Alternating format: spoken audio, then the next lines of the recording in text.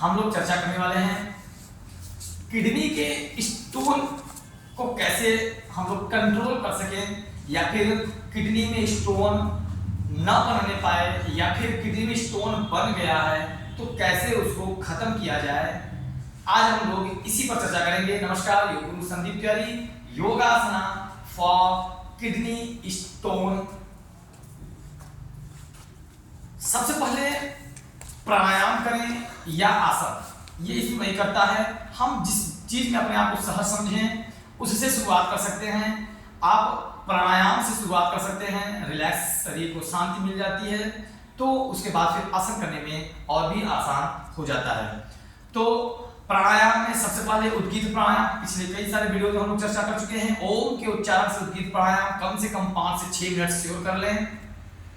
उसके बाद भ्रामरी प्राणायाम कर लें, बड़े ही लय से कम 6 से 9 बार ओम के उच्चारण को करना रहे। इसके बाद कम से कम 3 से 5 मिनट अनुलोम विलोम कर लें।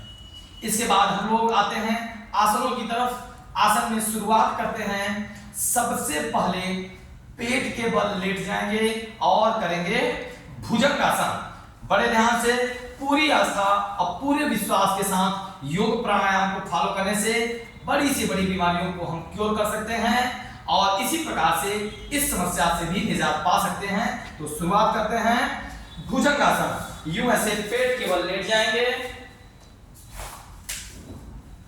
चेस्ट के बगल हाथ लगाएंगे, श्वास लेते हुए पैर को सटाकर श्वास लेते हुए आगे की ओर बढ़ते हुए भुजंगासन। यूं ऐसे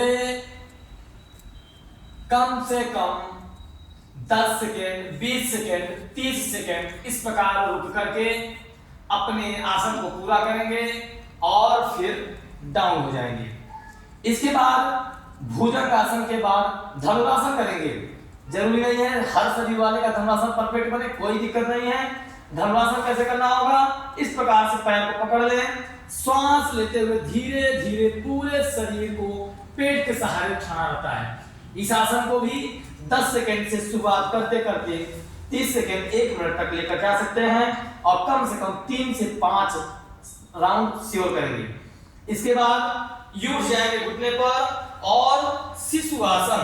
ऐसे पूरे को एड़ी पर रख दें, पूरे स्पाइन को खींचें। स्पाइन में खिंचाव लाने के बाद एल्बो को जमीन पे से लगा दें और बड़े ही रिलैक्स मोड में नेचुरल ब्रीदिंग के साथ 30 सेकेंड 1 मिनट तक रुके रहें। इसके बाद करेंगे उष्ट्रासन। इसी घुटने पर यूं ऐसे खड़े हो जाएं और श्वास कमर पे हाथ रखें, 4 उंगलियां पीछे, श्वास लेते हुए पीछे की ओर बेंड होना शुरू हो जाएंगे। Inhale,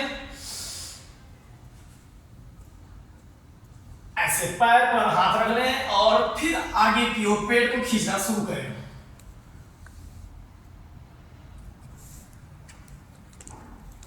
relax. इस प्रकार से क्षमता अनुसार मिनिमम 10 सेकेंड से 1 मिनट तक कम से कम 3 से 5 राउंड इसको भी करेंगे। अब इसके बाद करेंगे क्या, उत्तान पादासन। कैसे करेंगे, पीठ के बल लेट जाएंगे और अपने दोनों पैर को 90 डिग्री पर उठा देंगे और इस तरीके से 30 सेकेंड, 50 सेकेंड, 1 मिनट रुक करके रिलैक्स हो जाएंगे। फिर इसी प्रकार से 3 से 5 राउंड कंप्लीट करेंगे। इसके बाद में जब आपका उत्तान पादासन कंप्लीट हो जाए तो पवन मुक्तासन उसी आसन में करेंगे। कैसे, यूं ऐसे पैर को मोड़कर दोनों पैर यूं कस के ब्लॉक कर ले हाथों से और जितना हो सके उतना सिर को उठाकर घुटने के पास लाने की कोशिश करेंगे। जिनके गर्दन में दर्द बना रहता होगा वो अपान आसन करेंगे, यानी कि सिर को नहीं उठाएंगे और थाई को पेट में खूब कस के दबाएंगे, उंगलियों को आगे की ओर खींचेंगे। इस तरीके से करेंगे। इसके बाद बैठ जाएंगे और करेंगे क्या, अर्ध मत्स्येंद्र आसन। दोनों पैर आगे की ओर फैलाकर एक पैर को ऐसे मोड़ लेंगे और बड़े ही लय से